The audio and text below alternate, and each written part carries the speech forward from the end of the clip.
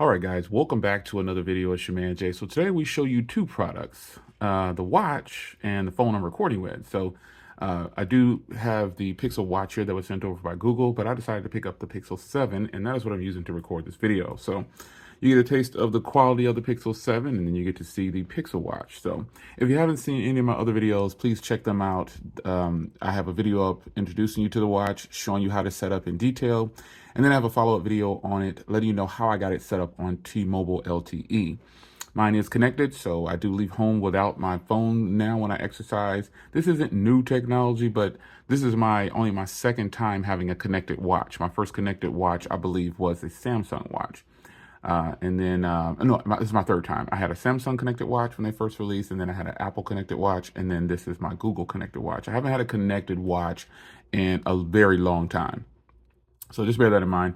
It hasn't been since the first generation LTE watch connected watch for Apple. So that's been a long time. So, looking at this watch here, you're looking, some of you guys who are old enough, you might remember Pebble watches. This is definitely reminiscent of that. But Google actually they own Fitbit. So on the Google website, you'll see Fitbit things. That's because they took over Fitbit basically and integrated this watch with a lot of Fitbit stuff.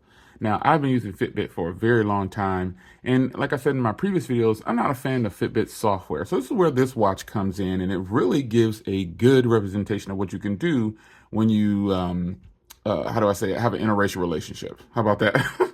It turns out great. But in reality, this mix and blend that they're doing here, it's not flawless. So we're going to get into this straight up hardware first. So this hardware, the total watch size is 41 millimeters. And that's from the crown all the way to the other side of the watch. Now, I'm not making these specs up. This is on Google's website. So this watch comes in a few different forms and colors.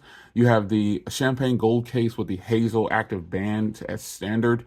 And then you have the matte black case with the obsidian active band. That's an option you can choose off the gate because you can buy other bands. Then you have the polished silver with the chalk active band. And then you have this version I have here, which is the polished silver case with the charcoal active band. And that is what this is here. You can see it's got like a silver crown, and the band is like a gray color, which is really beautiful. So when it comes to picking a band, just be prepared to spend at least $50 if you go through Google. That is what you're gonna have to spend. They start at about 50 bucks, and the band I want cost about $80. It's more reminiscent of a band that's closer to my Apple Watch, like this band here. But just a version that Google has set on their website. I think it's really nice, and I'm probably gonna go ahead and get it. But it's 80 bucks. But I still need to get it because I want to be comfortable. And talking about bands, before we go any further here, this band is actually really comfortable. And if you know, this isn't my first choice for a style of band. I like a more active style band or a leather band, but this is the standard band that comes with the watch. And so this is what you are offered out of the box. And it is a very nice clasp on here. The design to get it on and off is fairly simple. You just slap it through the first tab here. And then when you set this up on your phone for the first time, it's going to tell you how to do this. And you just push it through, and you'll have a nice setup there for your watch band. And it's very comfortable. I work out with this watch every day. I wear two watches, obviously, either my Apple and my Samsung, or my Apple in this watch, or my Samsung in this watch. So this watch has been doing great. No problems whatsoever with comfort, feel. Everything's good. I even did the first time in history, folks. I have never showered with a watch on. These active watches and stuff like that. I've gotten them wet, dumped in water with them, but I've never showered with one on. And my experience with showering with this watch on, it wasn't locked because I had it on my wrist already. And so every bit of water that hit it changed something on the watch. And I was like, ugh. Eventually I just took it off. I guess this is why I don't shower with a watch on, because I just was so annoyed with it. I kept looking down. It was doing something. I'm like, oh, shoot, I didn't want to send a message, or, the water beads, and it hit it. And I was like, oh. So I eventually took it off about 10 minutes into the shower and just, finish up. So this isn't a good thing for me. So that aside, hardware, band, all these different scenarios here, let's talk about the watch. And the first thing I'm going to get into, because I know you guys are going to want to know, is the battery. Now, again, I'm running mine on LTE, and I have experienced pretty decent battery. Remember, this is their first try, and we were having a conversation about this on a stream the other night, and I think their first try was a good attempt. It was a good attempt. But if we go into battery here, the battery lasts me, I'm getting about a day, basically. I'll go ahead and start there and tell you, I'm getting about a day. But the way I've made it through that day is pretty much once I hit, I think it gets down to 10% or something like that. The watch will tell me, hey, John, you're about to run out of battery. You might want to turn on power saver until you can get to your charger. And I'm like, okay, I'll do it. And that's just how I've done it. So I've made it through a day, so to speak. But then once I'm past that day, it's power saving time. Or just put it on the charger. The only time I use power saving mode is when I'm not at home and it comes on, because I want to be able to still get the phone calls or whatever. So that is the only time I've used power saving mode, is when I'm away from the house and I don't have my phone and power saving mode comes on. And, the battery drops to 10% or something like that. Those are the times I think it's important because I want to get my phone calls. So once I've done that, everything works perfectly fine. I mean, I get home, I pop it on the charger, and I will say that this is one of the fastest charging watches that I have. It charges fast, folks. I've not had many watches that charge this fast and get back to 100 this quickly. Now, granted, I haven't been timing it like an official timer, but what I did do was I put it on it was like that power saving thing came on at the house, and I put it on the charger immediately. I said, no, I don't need power, so I'm just gonna put it on the charger. I have to go in here and take a shower or whatever I was doing. And I came back, it was at like 10%, and I came back in about 15 minutes or so. I don't know what I was doing. And it was already up to like 50 something percent or 60%. So I was like, whoa, this is great. One time I looked at it and it went from like that power saving thing, and I came back in like 10 minutes and so, and it already doubled and it was back up to 40 something percent. So it charges really fast, and it is type C, which means I get to plug it into the most powerful charger I have, and the charger will automatically, I'm using Anker chargers, so they'll automatically adjust and they'll give this watch the most power it can possibly get to get there fast. That is the nice part about it. And I genuinely love how fast this watch charges. Do I wish I had 4 days of battery like my Amazfit watches or more? Well, my Amazfit watches get like 10 to 30 days or 15 to 30 days. But do I wish I had that kind of battery? Yes. My Apple Watch SE gives me about 2 days flat every time. It's very stable. It's consistent. And right now, but this isn't connected to LTE. This is connected to Bluetooth only. So, but when this watch is connected, it's LTE and Bluetooth. So it's working a little bit harder. I could put on airplane mode when I always have my phone around, and then keep it on Bluetooth and then just turn it on. But I'm not going to do that. I'm going to use it for what it's supposed to be used for. That's how I'm going to do it. I mean, just getting the most out of your watch is the important thing. You have to have it set the way you want it set, have your notifications how you want them to come in. Basically, that's all. So before we get into a discussion about the software, actually, let's go there first. I like this software because it's Wear OS 3.5. It is Wear OS and it's not Fitbit software. But they basically took all the fitness stuff that you can get from Fitbit, because this wants you to use the application too. And the Fitbit application is somewhat intuitive. I like how it runs down and gets things done on the watch. But when you swipe through on this watch, it's intuitive, man. I like how I got more than 4 hours of sleep. Okay, I took the watch off in the middle of the night. But I like how you can swipe left and right and get to the things in the watch. So I do like the fitness information that comes from the watch. I set a timer earlier. I do like the fitness information, all the things that you can do on the watch. Like, there's so many things. And I like these ones that say outdoor workout. That can mean anything. You know what I mean? They've got martial arts, kickboxing. There's a lot. Pilates, runs. There's a lot of things on here because it's Fitbit. And I like that it has weights. I'm getting ready to transition to start doing a little bit more weights. But the fitness portion of this is definitely good. And the fact that it's embedded down into with Wear OS 3.5, that's important, because I do not like the Fitbit software on the watch itself. The app is good. And when you swipe down with the crown, it gets you the same motion that if you were going to swipe down from the top bezel here. And then when you roll up with the crown, it gives me my notifications if I was going to swipe up with that. So you can long press on this button on the top. There's a button on the top here, and there's a crown. So if you long press on the button, you can set timers, ask for the weather, ask it to do stuff, show you a camera. You can do all kind of things. So that, let me just set a timer. I had set a timer earlier. Let me do it again. Set a timer for 10 minutes. 10 minutes. And then it'll start the timer, and then it'll show at the bottom here. It'll be at the bottom, and it'll go off in 10 minutes. We won't be another 10 minutes, I promise. So like I said before, this is running Wear OS 3.5, and the processor inside is an Exynos 9110 SoC, believe it or not. And then it has a 294 milliamp hour battery. And I personally feel like they could have gotten a bigger battery in here just based on how this watch size is compared to other watches, but that's just personal thoughts. And it does have 32 gigs of eMMC flash, folks. So, it's stuff there.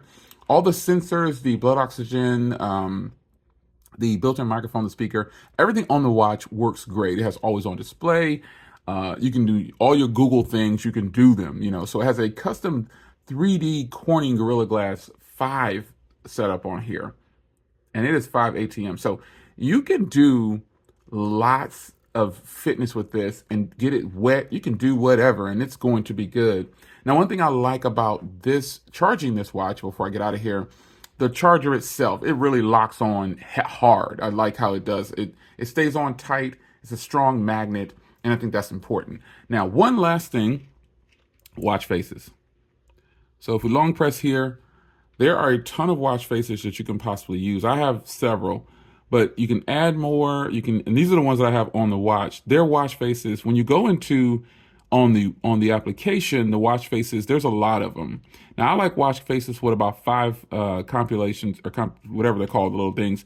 I like watch faces with about 5 of them because I want to get as much information on the watch itself without having to work hard and go in to find stuff. So that's why you see me using these ones that have a lot on it, and I like that one. I was using this one as a default for quite some time because I can set the message and the phone there because those are 2 things that are important to me.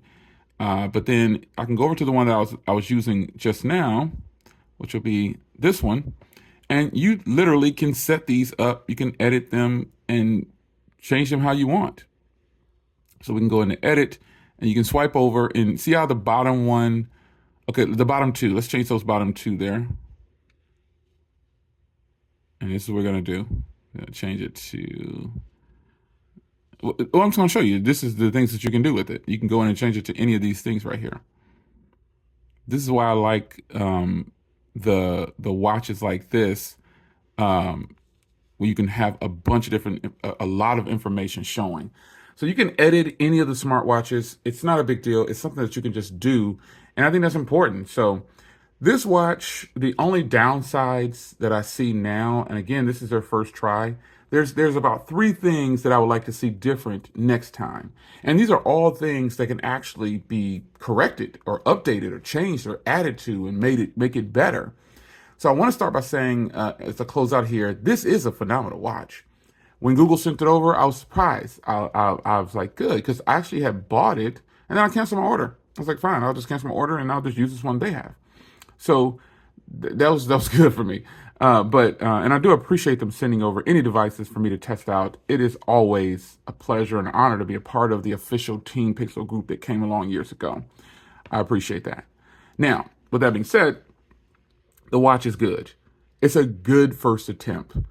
I would like to see a bigger display next time, a 45 or 44, just anything bigger than 41, with the entire watch itself. Like the watch can be whatever, the screen is what I'm talking about. I want to see a bigger watch screen. And then also give it 400 milliamp hours batteries at least, because if you're going to go up in size, bump that battery too. Another thing they need to change is they need to have better selection for watch bands at a more affordable price point. The watch itself isn't a bad price point. I don't think the 349 and the 399 are bad pricings at all. Some people keep saying, "Oh, it's too high. It should be $100 less." How do you guys come up with these numbers, man? Because you clearly are not looking at the overall spectrum of watches out there that do the same thing, if not less. So this watch is priced fairly, in my opinion. And I'm not just saying that. Remember, I bought it, and I bought the 399 version that I have here on my wrist. I bought the LTE version. So I don't think the price is bad. I think it's right in line with today's market, but the watch itself needs a better selection of bands that are more affordable, $20 or less. And then, like this band itself probably doesn't cost a lot. Like you can find these bands for Apple Watches for like 6-pack for $10, but the concept of changing the band is very eclectic. I really like that, and I know that it'll be on there strong when it's on there. But affordable watch bands, a bigger watch face, a bigger battery. And for now, I think those are the three things I think that might do this watch some justice because okay, now granted, I do have huge wrists and hands, but at the same time, a bigger watch face is needed. Let me show you what I mean. All right, so here are some good watch face sizes. These are round watch faces that are the perfect size for me. They're really good. They're bigger than this watch I'm wearing. So the first thing I want to show you is the Watch Pro 5. I can literally put this inside of here. You see what I mean? Like this is a small watch face. Here's the 4. Again, round, but a little bit bigger and better battery. Now this isn't the longest battery life on a watch that I have, but the longest is another Amazfit. But this watch is just about the same thickness or so. It's got a better looking design overall, and it costs less, and it's got a much bigger watch face. This is what Google should be aiming for. This to me is the best looking watch I have currently in the catalog, the Amazfit GTR 4. I like the band. Again, I like these fitness style bands. And this is just what Google should be fighting against right here, especially because Fitbit watches have phenomenal battery. But to me, this is the gold standard for a smartwatch right now. I think that watch right there is the cream of the crop when it comes to battery life and fitness. And, you know, that's just what it is. I've been rocking with Amazfit watches for a very long time. And this is a goal that Google should be fighting towards. Matching this watch right here. This watch gets minimum 10 days of battery life. It gets minimum 10 days of battery life, more like 14 or so before I have to charge it. And it's lightweight, more lightweight than the Pixel Watch. It does phone calls and it does everything the Pixel Watch does. And the software is intuitive and it focuses on fitness too, i.e. Amazfit. And so Google should bring out a watch face at about that, a watch about that size. The next generation needs to be about this size and offer some better band selections. That's just my personal opinion. Now, if you think about it next to the Apple Watch, this is a 44 millimeter. You can see there. And it's square, but it's still, you know, it's bigger. So good job, Google, on your first attempt. I'm impressed. And you've got my thoughts on, you know, what you could possibly improve on. Again, this is a great first attempt. There are so many boxes that are checked on this watch. I get it. And I know you got to take the first run a little easy. But now you know how some of us feel about this watch. You know what your tasks are in the future for the next version. It's your man Jay. Hope you guys enjoyed. Now remember, this was recorded with the Pixel 7. And how did it do? How long is this video? About 25 minutes? Or it's actually probably longer than that. It's about 30-something minutes, but I'm cutting it down just to cut out things. But nonetheless, the Pixel Watch recorded on the Pixel 7. It's your man Jay. I'll see you in the next video. Take care.